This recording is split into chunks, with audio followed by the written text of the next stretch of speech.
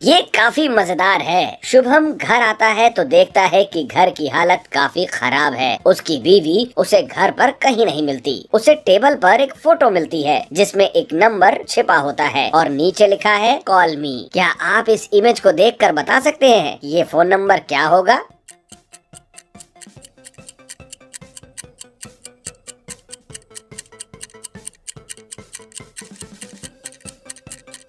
तेज नजर वालों को दिख गया होगा 8825923383। शुभम फटाफट उस नंबर पे फोन लगाता है। उधर से एक पागल साइंटिस्ट फोन उठाकर कहता है, तुम्हारी पत्नी के मैंने क्लोन्स बना दिए हैं। आकर पता लगाओ कि तुम्हारी बीवी कौन है। अगर तुम एक बार में पहचान गए तो बीवी तुम्हारी, नहीं तो मैं उसे मार दूंगा।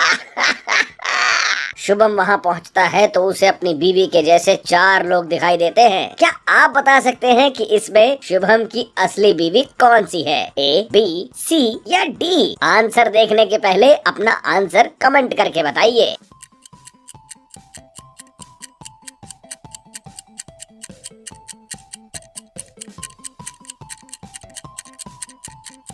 इसके दांत राक्षस जैसे हैं, इसके हाथ इंसान के नहीं हैं और इसकी आईज का कलर अजीब सा ही है। यानी कि शुभम की असली बीवी है सी वाली। हॉस्पिटल में बेड ए की पेशेंट कैंसर की वजह से 4 सालों से हॉस्पिटल में भर्ती है। बेड बी की पेशेंट 5 सालों से हॉस्पिटल में भर्ती है क्योंकि उन्हें टीबी है। और बेड सी की पेशेंट कोरोना के कारण हॉस्पिटल में भर्ती है। डिटेक्टिव साहब दिमाग लगाएं और बताएं कि तीनों में से कौन इस बच्चे की माँ है? ए, बी या सी?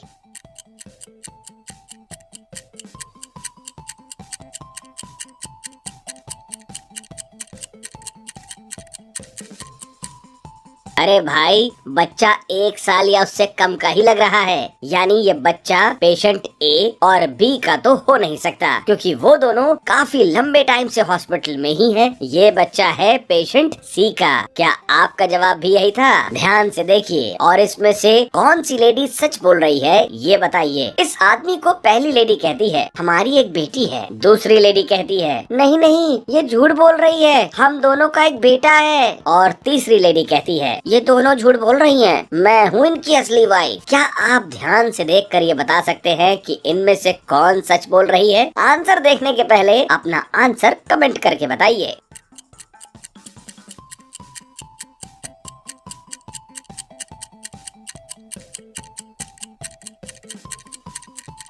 तीसरी लेडी ने मंगलसूत्र या सिंदूर कुछ भी नहीं लगाया है, लेकिन ये तो बोल रही थी कि ये इसकी पत्नी है, यानी ये झूठी है। दूसरी लेडी के हाथ में जो बच्चा है वो लड़का नहीं लड़की है क्योंकि उसके हाथ में गुड़िया है, यानी दूसरी लेडी भी झूठी है। पहली लेडी यानी ऑप्शन ए सही होगा क्योंकि उसने मंगलसूत्र भी पहना हुआ है और उसके हाथ में उसकी बेटी भी है। चमन सेठ के घर में देर रात को उनका खून हो जाता है। केस की पहेली को सुलझाने के लिए पुलिस ऑफिसर आते हैं। पुलिस ऑफिसर चमन सेठ की बीवी को बुलाकर उनसे पूछते हैं उस टाइम तुम क्या कर रही थी जब मर्डर हुआ? तो बीवी कहती है देर रात तो मैं उस टाइम सो रही थी, मेरा बावर्ची उस टाइम खाना बना रहा था, भैया फोन पर बातें कर रहे थे और घर की नौकरानी बाथरूम की सफाई कर रही थी। ऐसा सुनते ही पुलिस ऑफिसर को पता चल गया कि चमन सेठ का खूनी कौन है। आपके पास 10 सेकंड्स होंगे पता लगाने के लिए। बीवी के बयान को फिर से गौर से सुनिए, नहीं तो आप फंस जाएंगे।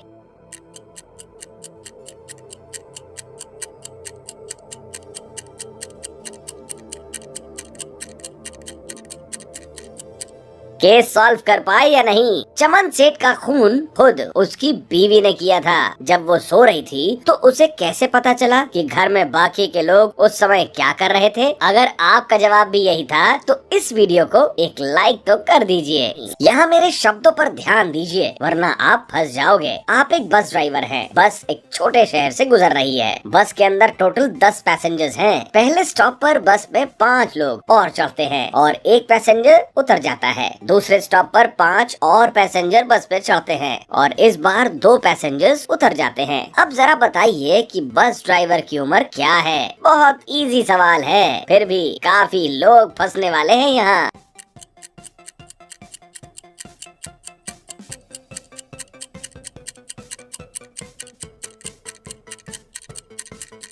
पॉइंट्स बढ़ा या कंफ्यूज हो गए यहाँ? मैंने शुरू में कहा था ना कि आप एक बस ड्राइवर हैं, तो भाई जब ड्राइवर आप हैं तो आपको अपनी एज तो पता होगी ही, दिमाग लगाना था यहाँ। साके ट्रेन से दूसरे शहर जा रहा था। उसने अपनी महंगी रोलेक्स वॉच उतारकर टेबल पर रख दी। जब ट्रेन एक अंधेरे टनल से होकर निकलती है तो साके देखता है कि उसकी महंगी घड़ी गायब हो चुकी है। बोगी में सिर्फ 3 लोग ही थे। अंकिता बोलती है, मैं तो बहुत देर से सो रही हूँ, मुझे कुछ नहीं पता। रणबीर बोलता है, मुझे चाय पीनी थी इसलिए मैं अपने पॉकेट से पैसे निकाल रहा था। और शुभम बोलता है, मैं तो पूरे टाइम अपने फोन पर फ्री फायर खेल रहा था, मुझे कोई आइडिया नहीं है। साकेत समझ गया कि चोर कौन है। क्या आप समझ पाए? आंसर देखने के पहले अपना आंसर कमेंट करके बताइए।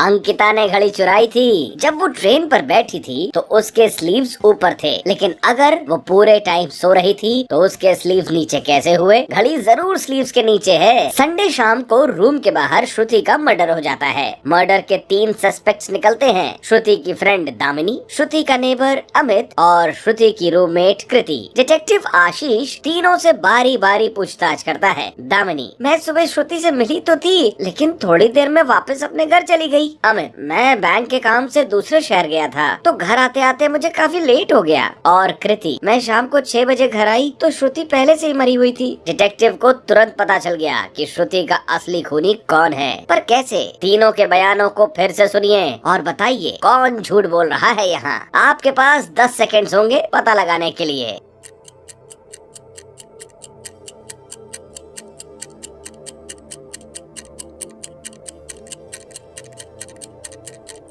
अमित झूठा है। उसने कहा कि वो दूसरे शहर गया था बैंक के काम से, पर श्रुति का खून तो संडे को हुआ था। और संडे को कौन सा बैंक खुला होता है भाई?